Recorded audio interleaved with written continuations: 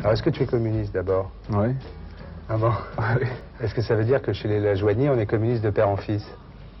Bah, en ce qui me concerne, c'est vite fait, quoi. Je suis le seul fils de la dynastie, quoi. Donc, Ouais. évidemment, je suis communiste. Donc, c'est une conviction qui a mûri lentement. C'est vrai que c'est pas évident, parce que quand on est le fils d'André Lajoigny, bon, il faut essayer de se prouver à soi-même que c'est pas une transmission génétique, quoi. Donc j'ai réfléchi, et puis voilà, ça s'est fait. Et t'es retombé sur la même chose que ton père? Sur la même chose, bon, on a des différences, on discute, mais je crois que sur le fond, ouais, je partage les opinions de mon père et d'autres d'ailleurs, parce que mon père, c'est pas le seul communiste, heureusement. Il y en a encore quelques-uns. Est-ce que tu aurais eu des problèmes familiaux si par exemple tu avais été UDF, RPR ou socialiste? Ouais, je sais pas, la question ne se pose pas, de toute façon elle s'est pas posée. Mais bon, RPR, UDF, ça n'aurait certainement pas plu à mes parents, certainement. Cela dit, ça n'aurait pas plu à d'autres gens non plus. Mes copains, je suis sûr que mes copains avec lesquels j'ai grandi, ils n'auraient pas tellement aimé que je sois RPR ou UDF. Et être socialiste, c'est pire qu'être UDF ou RPR? Oui, selon bien sûr. toi? Ah oui? Oui, je pense. Dans le milieu dans lequel j'ai grandi, je pense, ouais. Alors tu bosses à l'UMA, ça Ouais. fait pas un peu fils à papa quand on est le fils de Lajoigny de bosser à l'UMA? En plus tu bosses sous un nom d'emprunt, c'est le nom du village de votre enfance, Chasteau. Tu fais des articles sur le sport. C'est pas un peu fils à papa ça? Il n'y a pas un côté dynastie comme ça, le fils de Lajoigny bosse à l'UMA? Dynastie, bon, moi ça s'est fait tout simplement. Hein. Ouais. Le journalisme sportif m'a toujours attiré, mais c'était un rêve de gamin.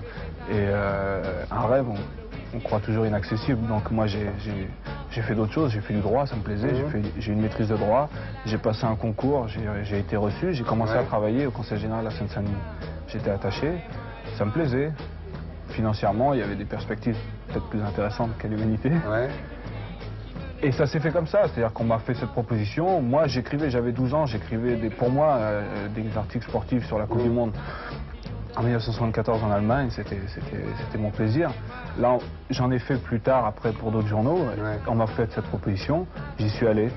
Simplement, moi, quand j'y suis allé, je leur ai dit, voilà, c'est vrai, je suis le fils à Lajoigny, donc s'il y a le moins de problèmes, si je fais pas l'affaire, il faut me le dire. Ouais. Et c'est l'intérêt de tout le monde, je veux dire. Mais Et moi, ton- j'ai dit que c'est pareil.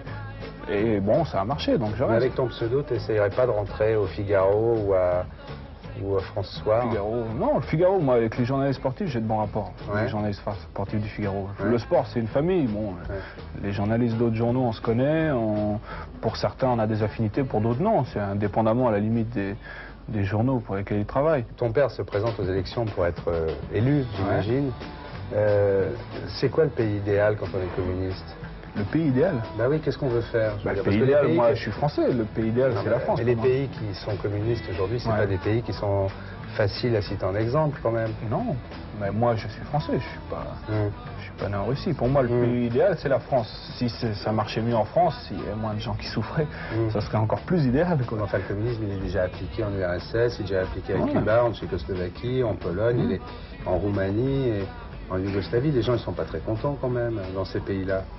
Bon, ils l'appliquent à leur manière, c'est eux qui l'appliquent. Et tu penses qu'en France, on trouverait une façon nouvelle de l'appliquer? Bien sûr. Les Français sont différents des Roumains, ils sont différents des Cubains, ils sont différents des Russes. Ah bon? Bien sûr. Tu crois que c'est inhérent? Autant qu'ils sont différents des Américains ou des Anglais. Ouais. Un peu moins peut-être parce que... Tu crois que le régime qui sévit dans ces pays de l'Est, par exemple, ou à Cuba, c'est inhérent à la nature des peuples qui les habitent? Ou c'est inhérent à la nature du régime? J'ai pas bien compris. Est-ce que tu penses que le fait que ces pays soient quand même des dictatures, plus ou moins, je veux dire, on peut raconter tout ce qu'on veut, est-ce que tu penses que c'est inhérent à la nature des peuples ou à la nature du régime? C'est pas une question d'appliquer le régime communiste. Moi, c'est pas une question d'appliquer le modèle de tel ou tel pays. Moi, je constate une situation chez nous. C'est ce qui m'intéresse avant tout. Je constate une situation. Moi, j'ai grandi dans mon expérience personnelle, simplement. J'ai grandi dans une cité, il y avait 4000 logements à la Courneuve. J'ai vu des gens qui étaient mes copains et qui ont été laissés au bord de la route au fur et à mesure que moi j'avançais. Parce que moi, à la différence de mon père, j'ai eu la chance de faire des études. Eux, ils étaient aussi capables que d'autres et ils étaient laissés au bord de la route. Pourquoi? Parce qu'ils étaient issus soit de familles immigrées, soit de familles défavorisées. Ça, c'est des choses que j'ai vécues et je me dis, ça marche pas. Ça marche pas. Qu'est-ce qu'il faut faire? Il faut inventer après. Il faut pas aller prendre une recette à droite ou à gauche, c'est pas le problème. Il faut créer, il faut faire des choses où tous les gens aient le moyen de réussir leur vie et puis Voilà, j'estime. Mais je sais pas, le fait qu'entre les deux Allemagnes, par exemple, on est obligé de faire un mur pour pas que les gens s'en aillent, ça te fait pas réfléchir, ça? Pas pour que les gens s'en aillent, c'est malheureux, c'est vrai. Pas pour que les gens s'en aillent, je pense pas. C'est parce que les gens voulaient s'en aller qu'ils ont fait un mur, sinon ils ne l'auraient pas fait. Non, tu crois pas? Non, mais non, je sais pas, c'est des choses simples. Moi, je fais pas de polémique, mais c'est des choses simples quand même. À partir du moment où on fait un mur, c'est pour pas que les gens s'enfuient de ce pays-là. Tu trouves pas ça? Ça te fait pas réfléchir? T'as déjà vu des gens qui risquaient leur vie pour sauter le mur dans l'autre sens? Ouais, il y a des gens qui...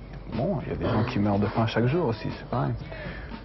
C'est malheureux, moi, le mur, évidemment. Moi, je suis pour, au contraire, hein, je le disais tout à l'heure, moi, je suis pour que chacun puisse aller voir l'autre et puis l'autre venir nous voir. Voilà, qu'est-ce que je peux dire d'autre? C'est pas moi qui l'ai fait, ce mur. Non, mais enfin, quand même, si tu veux, toi peut-être pas, mais le parti auquel appartient ton père a jamais été quand même en contradiction profonde avec les directives du communisme international. Mais mon père, il a... Mais si, mais les gens, ils... mon père, il est français. Mm. Il est né en France. Oui. Hein? Il a vécu une situation que d'autres ont vécu, que j'ai vu vivre, moi. Mm. C'est-à-dire, il était dans un milieu pauvre, il n'a pas pu faire d'études, ça l'a révolté. Mm. Qui était à côté pour les défendre? Ces gens-là, c'était les communistes. Il est devenu communiste.